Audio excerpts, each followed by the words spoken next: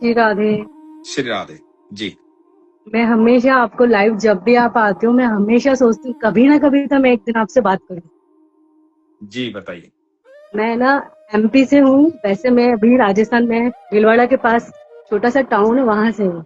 जी मैं आपसे ये बोलना चाह रही थी, एक समस्या तो नहीं है बट एक चीज है जो मैं आपके साथ शेयर करना चाहती जी बताइए। हूँ। मेरा 6-7 साल का बच्चा था, उसको ब्लड कैंसर था। जी वो 1.5 साल पहले शांत हो गया। अब जी मैं उसके बाद मैं वृंदावन भी गई। उसके बाद मैंने, जब से मैं प्रेमानंद जी को सुना ना मैंने, तब तक मुझे एक नई अनुभूति हुई। अब मैं सोचती हूँ मैं अपनी लाइफ का एक नया चैप्टर स्टार्ट। बस वही चीज है कि मुझे डर लगता है कि कहीं वापस वो चीज मेरे साथ घटित ना हो जाए, इसलिए थोड़ा सा डर लगता है।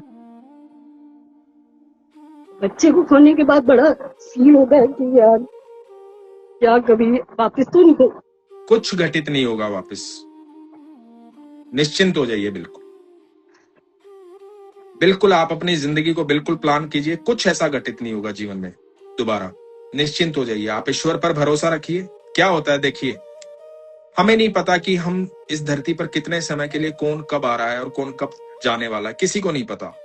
ठीक है, उसका जाना मतलब बहुत मुश्किल से अपने आप को संभाला। ऑफ कोर्स मैं बिल्कुल, आपका बेटा है और आप माँ हैं, मैं समझ सकता हूँ। 9 महीने पेट में रखना एक मतलब आसान बात नहीं है। उसके बाद 7 साल तक पालन पोषण करना और उसको अपनी आंखों के सामने जाते देखना, इससे भारी दुख किसी भी जीव के लिए कोई भी नहीं हो सकता। लेकिन आप बड़ी सामर्थ्यवान हैं। ईश्वर ने आपको सक्षम बनाया है कि ये बुद्धि दी है कि आप उसके सानिध्य में रहें। भगवान ने आपको अपनी तरफ भी तो खींचा ना, ऐसी स्थिति पैदा करके अपनी तरफ भी तो खींचा ना। बहुत लोग तो जैसे भगवान मैं से विमुख हो जैसे जाते। हाँ नहीं, मैं जैसे उसको डिटेक्ट हुआ था तो 2022 से मैं प्रेमानंद जी को सुनने लगी थी। जी मैं उनको सुनती थी तो तब से मुझे शक्ति तो थी, पर एकदम से उसका मतलब वो बिल्कुल अच्छा हो गया था, बिल्कुल बहुत अच्छा हो गया था। जी फिर एकदम से उसको वापस रिलैप्स हो गया। 24 में उसको रिलैप्स हुआ, सितंबर में, और विद इन 20 डेज में वो मतलब मेरी गोद में से, मुझे पता ही नहीं चला वो ऐसा कब हो गया। तो वो सब चीजें मुझे अंदर तक तोड़ दिया। तो इन 1-1.5 साल में अपने आप को संभाला मैंने। फिर मैं अब मेरा वृंदावन नहीं जा पाई मैं, पर अब मैं ये कोशिश करती हूँ कि यार कहीं ना कहीं एक नई लड्डू गोपाल मेरे आए, शुरुआत हो मेरे पास ऐसी। इसलिए मैंने कहा एक बार आपसे मैं जरूर बात करूँ।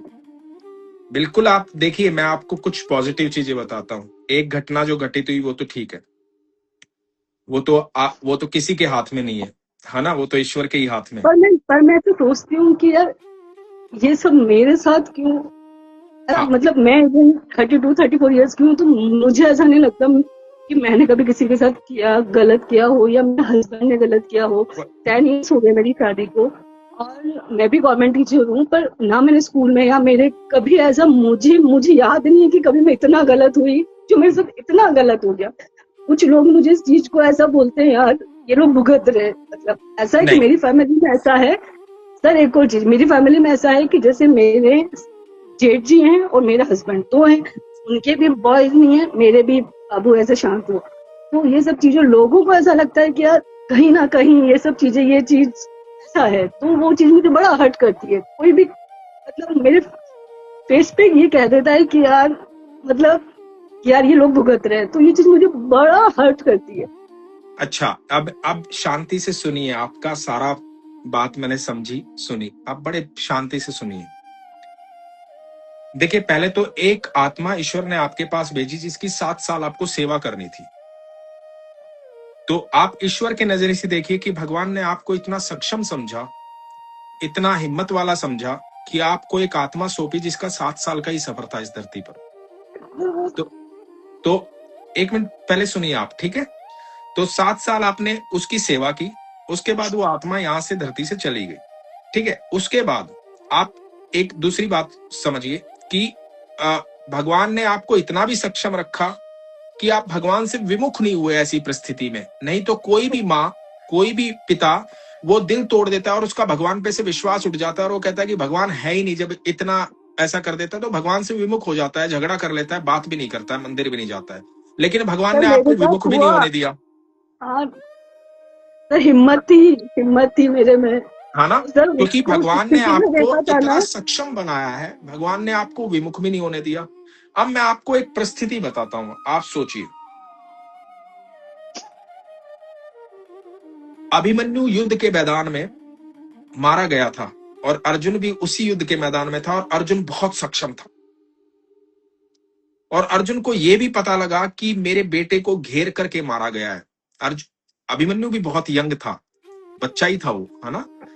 और अर्जुन को पता लगा कि मेरे बेटे को घेर करके मारा गया, कपट से मारा गया मेरे बच्चे को, है ना? लेकिन अर्जुन के पास है ना कोई प्रश्न नहीं था भगवान के लिए।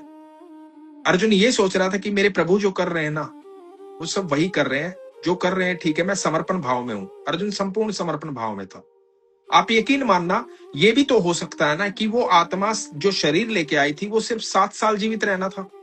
अब हो सकता है वो दोबारा आपके पास आए और हष्ट पुष्ट होकर आए और पूरी उम्र लेकर आए, आपके साथ सदा रहे। ये भी तो संभव है ना? तो भगवान को वो शरीर के प्रारब्ध कटवाने थे 7 साल में, कटवा कर वही आत्मा आपके पास दोबारा आएगी।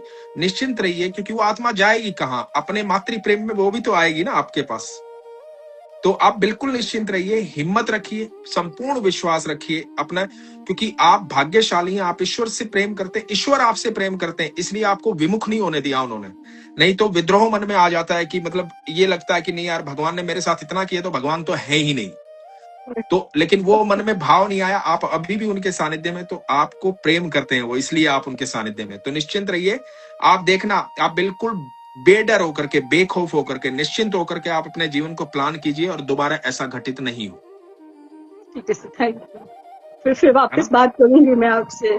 बिल्कुल। और मैं चाहता हूं, मतलब प्रभु करे, ईश्वर जल्दी ही आपकी गोद भरे और जल्दी ऐसा समय आए कि आप फिर से बताएं सबको कि प्रभु ने मेरे बच्चे को दोबारा मुझे वापस दिया, एक अच्छे शरीर के साथ।